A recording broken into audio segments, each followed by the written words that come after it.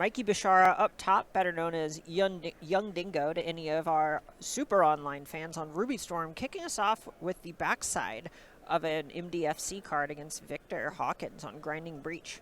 Yeah.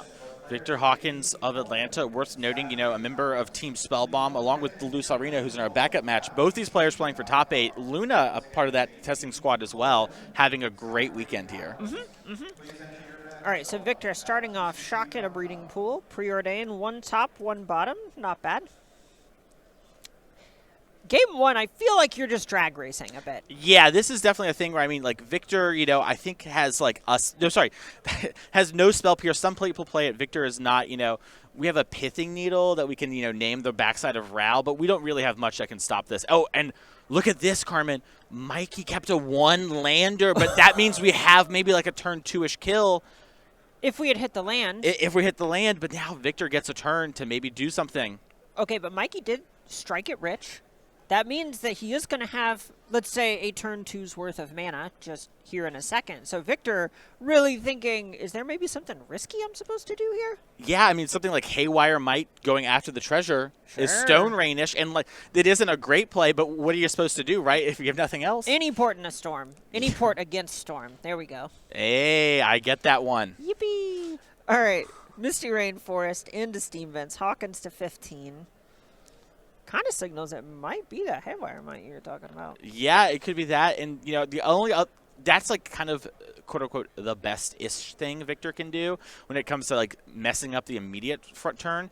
We could also just play something like, Station Go. Hope Mikey doesn't have it. Like we said, it isn't deterministic with the 2-mana kill. Sure. And so, maybe Victor has a turn 2 kill. Let's see. Okay, Mox 1, Mox 2, Emery. If 4 cards flipped over, including an Opal, Malevolent Rumble, the next spell from Hawkins, who does still have Mox Opal available. Picks up a Scalding Tarn for his troubles. Gets that Eldrazi spawn. Yeah, dangerously close to a kill there. This deck just plays so many cards every turn. It really does. This really reminds me of 2015-ish Modern, where there's just a lot of combo decks, ships passing in the night in Game 1 in Modern, which is something we kind of lost a little bit with the MH2 metagame. Things really got consolidated around hyper-interactive decks. Okay, here's the Ruby, the namesake from Mikey. Oh. And a pass back. Untapped land there from Mikey was probably going to be a win. It's not just, we don't know for sure. We haven't seen Mikey's hand, but if he kept a hand like this, someone very skilled and proficient in Modern, it's because it's killing or he's a huge favorite. All right, well, Tarn immediately crapped from Victor. That Haywire Might we were talking about, sort of, it wasn't great to go after the treasure. Getting that medallion, especially when your opponent misses the land drop, that's a primo. Oh yeah, that's the spot where Mikey is not going to be stoked about that. Oh my goodness, Carmen! I just looked over here because we talked about the iterations. Victor Hawkins has no Haywire Might in the main deck. He decided to sideboard it this weekend. Oh my gosh! Okay, but here's the breach. There's no station in yard. This is that non-deterministic kill that you were talking about. We see Emery on the battlefield, and its Malevolent Rumble is what he's actually going to escape. And because it makes a spawn every time, it basically just costs 1 mana. Station right there. You heard the snap from Mason. Just what Hawkins was looking for. Tap the pool, sack the spawn, cast the station from the graveyard. Gonna need to exile 3 cards, but it doesn't really matter. You can see Mikey say, yeah, look, man, I was close, and there was the land on top. They're going to game 2. Yeah, these players know each other as well. I think Mikey also, just one of the things I really love about him is he's very competitive, but a great sport. I think he's sort of being like, I think they're talking about, hey, what did you keep? And Mikey's like, yeah, I basically had it, and they're having a little moment between friends and also, competitors here, mutual respect. Let's take a look at these sideboards, though, as if you're Victor Hawkins, you've got to feel like you got away with something there.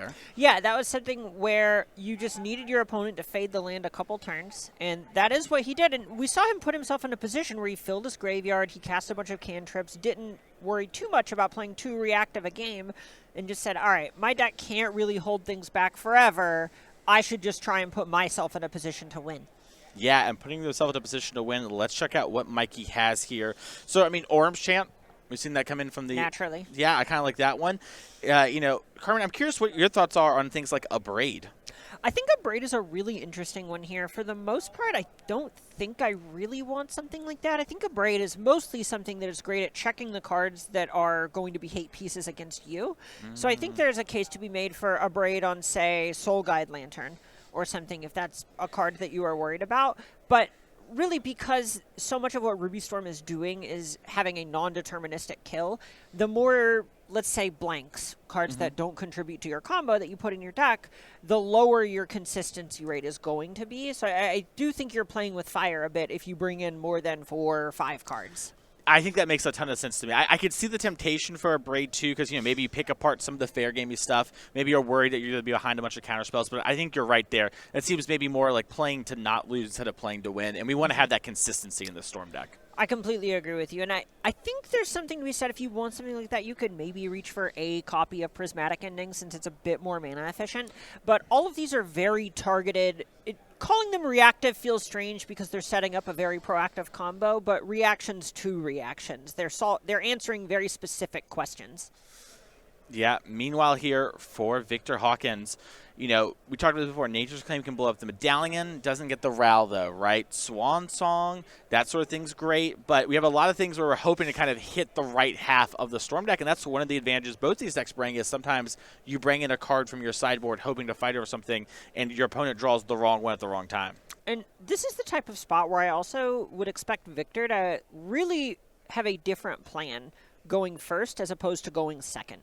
So whenever you're able to actually develop onto the battlefield, take the first turn or two to tap out safely, I don't think you're going to have as many reactive cards in your deck. When you're on the draw, however, you do need to have ways to make sure that you can survive.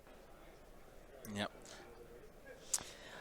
And one of the cool things that we've seen a lot on the weekend is basically how people have incorporated new cards into all of their decks, and we've got a bunch of new cards coming out pretty soon. Yeah, Dragon Storm is coming soon. You go to StarCityGames.com/MTGTDM in order to get all the information, but, full previews start pretty soon. We've had a couple released we talked about this weekend. It's been a really cool set so far. Right. We've talked about Mox Jasper a couple of times. Something else that I know you were a bit bullish on in Modern, how it could upgrade some other decks or elevate decks that are maybe a bit just on the outside looking in of the metagame.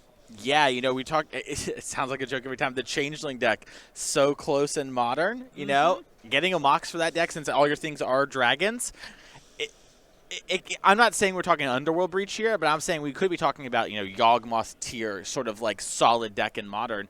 Sometimes a little thing goes a long way. And right now, we see the strength of fast mana at play with 2 pretty different decks, just using a bunch of ways to sort of, I don't quite want to use the word cheat, but cheat the mana system and how strong that can be, whatever your deck does it reliably. Yeah, as it looks like these players are starting to shuffle up for game number 2 here. A lot on the line for this game. Both players, like we talked about, we think are in a good position when it comes to the Pro Tour invite, but we don't know for sure until the chips sort of fall where they may. But we know one thing's for sure: they're playing for a great spot to be in this top 8. Right, this is a spot where it's pretty likely the winner of this could draw into the top 8. We're not confident, so don't take that one to the bank just yet. A loss isn't going to help you as much as a win is, though. We know that for sure. Definitely, yeah. And we only have one X and 1 player. We have one X1 player with Lou Salvino in the backup feature match. But that means you might be able to actually do what you're saying there and draw in. Victor shuffling up after that first game. I'm really interested to see how he ends up navigating what's going to be at least 2 games if he loses the next one. Obviously, if he wins, everything's pretty easy. There's not much else to think about from there. But going into the 3rd game, if he ends up sideboarding again, I think that it could say a lot about how in tune he is with the matchup and the sort of role that he wants to adopt. Definitely, as we get to see what these players are going to drop here in just a second.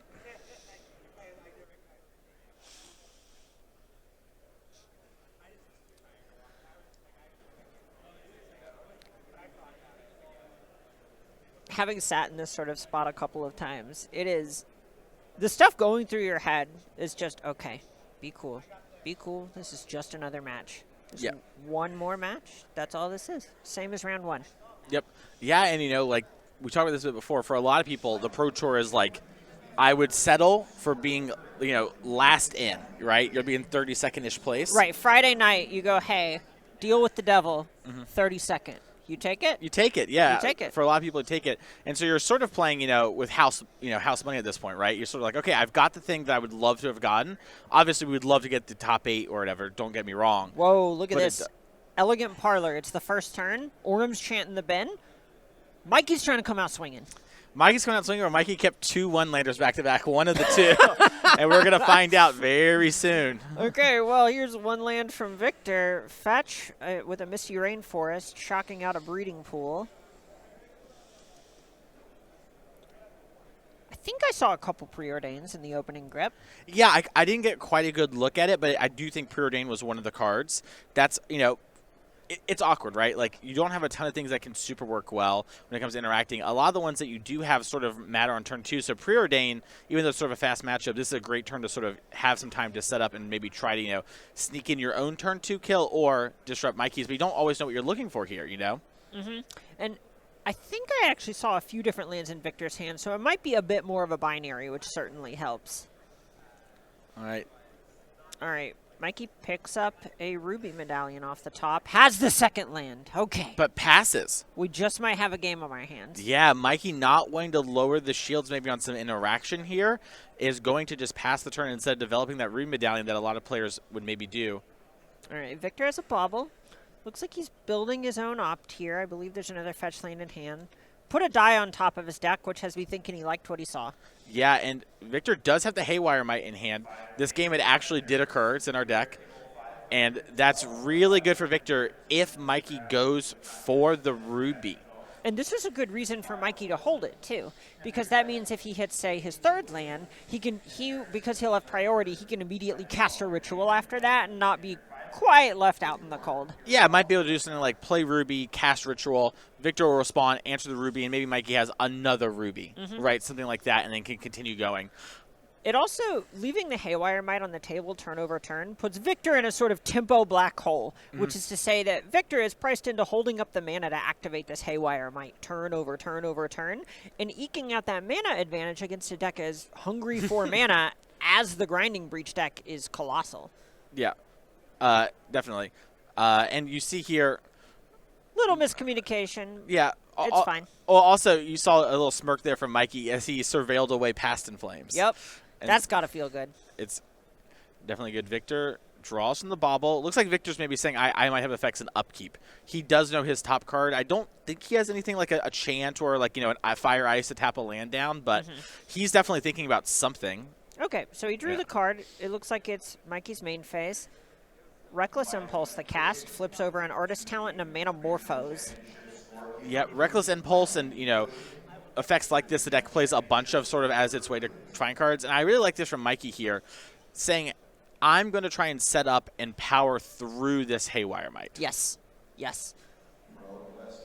And there is a pseudo ritual off to the side now, as well as that Artist Talent. This is even a world where Mikey might even be setting up to play a longer game. If he just plays out these 2 cards, there's a chance he did hit his next 2 land drops, which says to me that binning the Orum's chant, if I'm in Victor's seat, I might even think Mikey has one of his own. Yeah, that would make a lot of sense here. And Victor needs to figure out, okay, can I actually stop what the storm that's coming, or do I need to maybe be the one to say, hey, do you have it? And figuring out those sort of spots is really what makes and breaks a lot of people's weekends. I've heard a lot from players this weekend, oh, I didn't go for it, I was a little scared, or I was a little too aggro, And flipping over this copy of Artist Talent, this is a card that can even act as Ruby Medallion numbers 5 through 8 if you even want. Mikey's not playing quite that many, but this is something that's going to tax the Haywire Might, where if Mikey commits to this, then Haywire Might's sort of priced into answering it, but that means that the Ruby Medallion in Mikey's hand is clear for takeoff. Yep. As it does look like Victor fetching. It's going to be using some amount of mana this turn. Right, we saw an in-step fetch up a Surveil land, which I believe he kept the card on top. Now sacking Misty Rainforest, getting an untapped Stomping Ground. Very loud. Yep. I'm going to use my mana / I need this mana. Haywire might obviously speaking for some of this, but Malevolent Rumble. Oh, right. This could just be disastrous if you hit the stomping ground itself. Yes. And then, you know, maybe you want to take something like this Opal. Can't do it here. And host of options. Tomio and Opal both looking nice. yeah, I mean, it's not unrealistic that Victor could kill from here, too, if Mikey doesn't have anything. Right? What a sentence. Yeah, I mean, it's just a very reasonable thing to have happen when it comes to the Breach deck. Maybe not reasonable when it comes to other things. Sure, yeah, it's not necessarily reasonable is kind of a loaded term, but it is possible. So Victor, respecting the possibility of an orange chant, just passes back. Yeah, it looks like Victor has the station in hand, but maybe not Underworld Breach.